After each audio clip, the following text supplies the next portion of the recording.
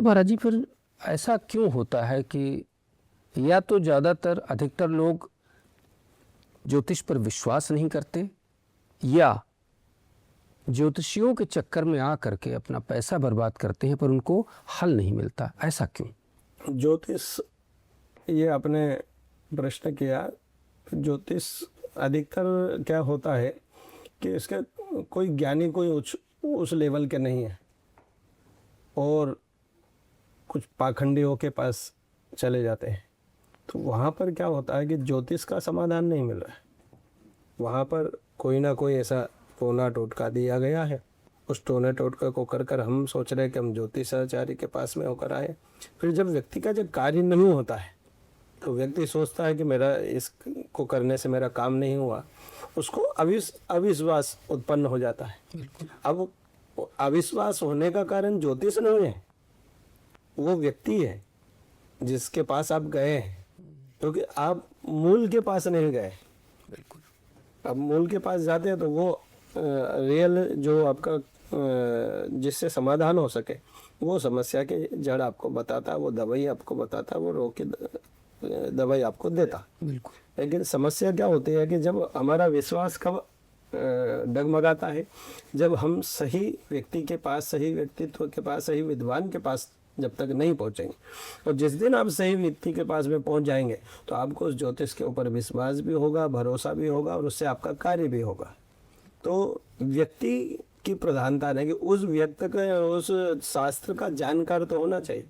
जब तक जानकार नहीं हो, इसकी जानकारी, अब जैसे हमारे बाल्यकाल से 12 वर्ष की अवस्था से हम गुरु की शरण में गए। जैसे हमारे सनातन धर्म में गुरुकुल पद्धति थी, आज वो प्राय समाप्त हो गई। लेकिन हमारे पूज्य गुरुदेव महामंडलेश्वर स्वामी गिरिजानंद जी सरस्वती, जिनको हम भगवान कह कर पुकारते थे, तो उन्होंने एक वेद विद्यालय का निर्माण किया। उसमें 12-13 वर्ष की आयु से उनके शरण में गए। वहाँ से गुरुकुल परंपरा के अंतर्गत रहे कि ब्रह्म मुहूर्त में उठना, संध्या पूजन इत्यादि करना, सूर्य अर्घ्य प्रदान करना, देवताओं की कैसी पूजन के, प्रातः काल से रात्रिकालीन 10 बजे तक सारा क्रम देवताओं से संबंधित रहा। उसमें वेदों की शिक्षा, कर्मकांड की शिक्षा, पुराणों की शिक्षा, वहीं से वो गुरुदेव के शरण में रहकर ज्योतिष की शिक्षा। कुछ और विद्वान बड़े, जिनका ज्योतिष में बहुत अच्छा रुझान और जिनने खूब डिग्रियां और खूब ज्ञान, अथाह ज्ञान उनके पास था, उनके शरण में जाकर उनसे ज्योतिष का ज्ञान किया और फिर उस पर अध्ययन किया। कितने बड़े बड़े ज्योतिषाचार्यों की पुरानी प्राचीन पाराशरी, एक बहुत बढ़िया पुस्तक है, एक ज्योतिष सिद्धांत के ऊपर, ज्योतिष सीखे, और फलित दीपिका, ऐसे ज्योतिष के बहुत सुंदर सुंदर ग्रंथ हैं, उनका अध्ययन किया। अब उन अध्ययन के माध्यम से जब व्यक्ति, क्योंकि ज्योतिष कोई साधारण नहीं है कि 2 महीने 4 महीने 6 महीने में व्यक्ति सीख ले और उसको बताने लग जाए या उसके ऊपर कार्य करने लग जाए। ज्योतिष को सीखने के लिए ही वर्षों, कम से कम मेरी दृष्टि से 4 से 5 वर्ष ज्योतिष को, व्यक्ति को, जो ज्योतिषाचार्य होते हैं, जो ज्योतिष के मार्ग बताते हैं, उन्हें 4-5 वर्ष उसके ऊपर रिसर्च करना पड़ता है, उस ग्रंथ को पढ़ना पड़ता है, उसका अध्ययन करना पड़ता है, गुरु के शरण में जाना पड़ता है, इष्ट के शरण में जाना पड़ता है। और फिर भी ज्योतिष तो सीख लिया, अब फलित कैसे निकाले, बात आती है फलित की। क्योंकि जब भविष्य बताना कोई साधारण थोड़ी है कि भविष्य किसी का कोई भी आया अपने भविष्य बता दे, और ये भूत भविष्य वर्तमान तीनों कालों के लिए है। लेकिन भविष्य बताने के लिए उसके लिए आपको एक अब 9 ग्रह है।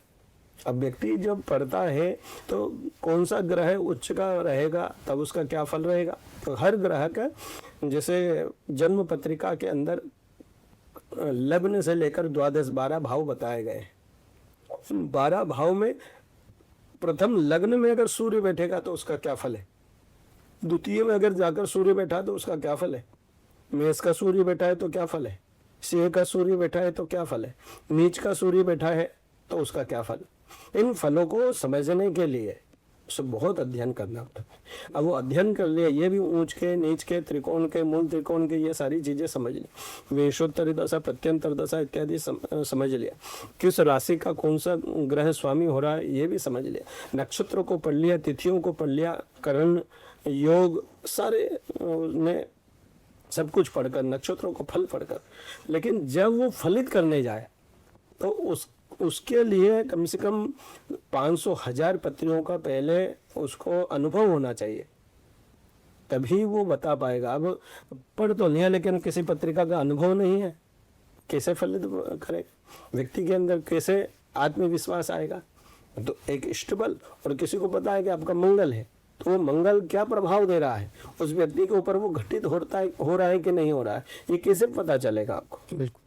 क्योंकि जब तक आपने 1000-1500 पत्रिकाओं का प्रेडिक्शन नहीं किया है, नहीं देखी है, उसका रिसर्च नहीं किया है, तब तक आगे एक जो अच्छा ज्योतिषाचार्य बनने के लिए 5 से 7 साल मेरी दृष्टि में लगते हैं। जब वो 5-7 साल उस विषय पर मेहनत करता है तब श्रेष्ठ ज्योतिषाचार्य बनता है, तब उसके दिमाग में वो चीज़ें आती है कि हाँ इस ग्रह यहाँ बैठा है, ये यहाँ बैठा है तो ये फल देगा, इस समय पर ये दशा चल रही है, ये दशा हमें इस प्रकार का फल मिलेगा। ये सारी चीज़ें उसके लिए 5 से 7 साल का अनुभव चाहिए।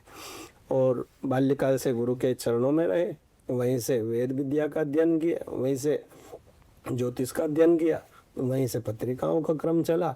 और हमने ज्योतिष में विशेष रूप से 2014 से, तो आज काफ़ी समय हो गया है।